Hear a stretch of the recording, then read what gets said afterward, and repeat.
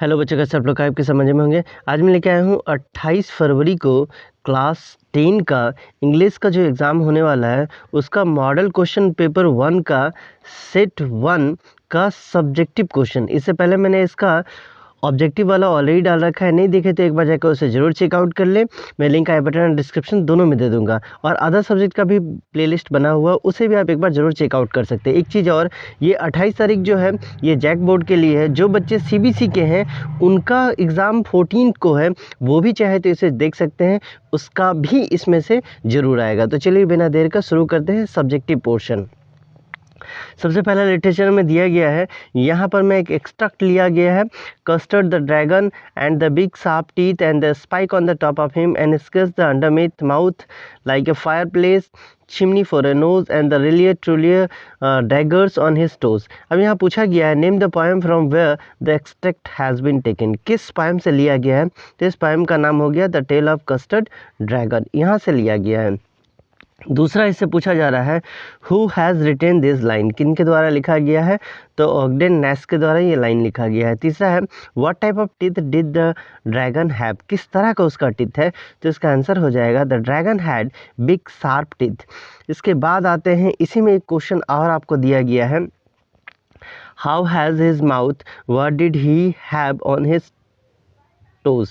तो यहाँ पर हो जाएगा his mouth was like a fire place. ठीक है, he had the daggers on his toes. इसके बाद आते हैं 14 नंबर, जहाँ से आपको 3 नंबर का जो क्वेश्चन है वो शुरू हो जाएगा। यहाँ पूछा जा रहा है how is the bread an important part of the Goan life. Goan life कहने का मतलब है गोवा के लोगों का। उत्तर हो जाएगा bread is an important part of the Goan life.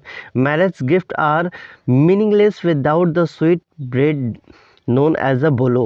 ठीक है, a part or a feast loses its charm without the bread. अगर ब्रेड नहीं रहता था तो इनका शादी पूरा नहीं होता था, पार्टी पूरा नहीं होता था। The lady of the house must prepare the sandwich on the occasion of her daughter engagement. जब बेटी का engagement होता है तो महिलाएं जो है वो सैंडविच बनाती है। Cake and the bowling has are the must for all the festival including the Christmas. The Portuguese have left but the makers of those famous loaves are still there. The mixer, the moulder, the furnace and the baker are still there. यानी Portugal के लोग तो चले गए लेकिन सारा चीज़ यहाँ पर मैं छोड़ के चले गए। 15 नंबर में पूछा जा रहा है What is the Chinese legend about the tea? T के बारे में क्या था? तो आंसर हो जाएगा the Chinese legend says that there was a Chinese emperor. He always boiled the water before the drinking. पानी हमेशा पीने से पहले क्या करता था? तो उबाल लेता था। One day some twigs were the burning under the pot. A few leaves from the twigs fell into the pot. एक जगह जहाँ जला रहा था तो कुछ गाछ वगैरह था, छोटा सा पौधा वगैरह था, उसका कुछ पत्ता इसमें गिर गया। They gave the water a delicious flavor. It is said that those were the tea leaves. जब उसको पिया गया तो देखा गया वाह टेस्ट चेंज हो गया, तब बोला कि यही हो गया चाय का पत्ता। 16 है how did the Valli save money for her first journey, was it easy for her. तो आंसर हो जाएगा Valli found that the town was 6 miles away from her village. The journey is one of the side took 45 minute. The fare was 30 पैसे one side. Thus the she had saved 60 पैसे journey to the town to return back. तो वो उसको पता था कितना दूर है, क्या डिस्टेंस है, कितने पैसे उसे चाहिए, तो उसने इस तरह पैसा बचाया। अभी क्या बचाए कैसे वो देखो। She saved up the fare for her first journey with a great difficulty. She thriftily saved the 60 paise fare for the journey and back to the town. It was not easy for an 8-year-old girl. She resisted every temptation to buy the peppermint toy, balloon, etc. ये उस समय की बात है जब पैसा जो है वो 1 पैसा 2 पैसा के हिसाब से चलता था। तो ये जो बच्चा है 8 साल का बच्चा अपना टॉयज़, खिलौना, पेपरमेंट सब कुछ छोड़ देता था सिर्फ पैसा बचाने के लिए। She suppressed the desire to the ride to the Mango round and village fair. In this way she saved her fare of the first journey. तो बहुत कुछ उसने सेक्रीफाइस किया तब जा कर के इसे वो बचा पाई, नहीं तो इसको बचा पाना मुश्किल ही नहीं, असंभव था। बात है 17 number, how are the animals better than the human according to the poet. और आंसर हो जाएगा according to the poet the animals are better than the human. यहाँ पर मैं ऑप्शन है humans keep the complaining about their condition about the animal don't. मनुष्य जहाँ भी रहे ये इसका ये ठीक नहीं, ये ठीक नहीं, कंप्लेन करना लगता है, जबकि जानवर नहीं करता है। दूसरा है Humans have a sense of being sinful, but the animal don't have the any such feeling. क्या गलत है क्या सही है, इसका मनुष्य को सेंस है लेकिन जानवरों का नहीं। थर्ड है, human think they have the duty towards the god but animal have no such thought.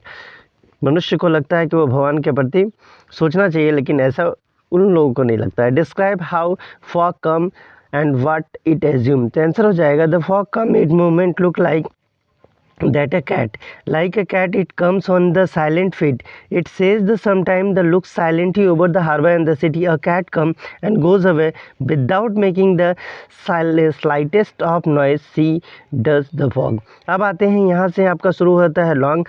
CBC हो या जैक हो, हर एक में कैरेक्टर स्केच आपका ज़रूर रहता है।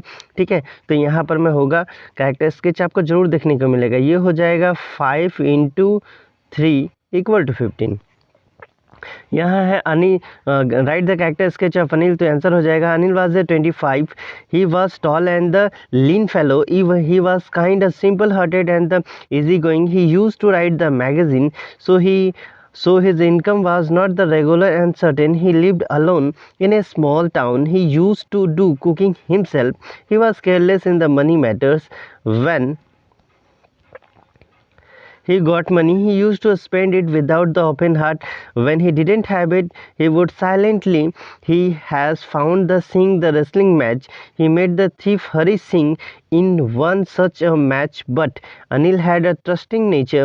He trusted Hari Singh easily. He offered him the key of his room. He had the forgiving the nature. He didn't mind the being the cheated by Hari Singh.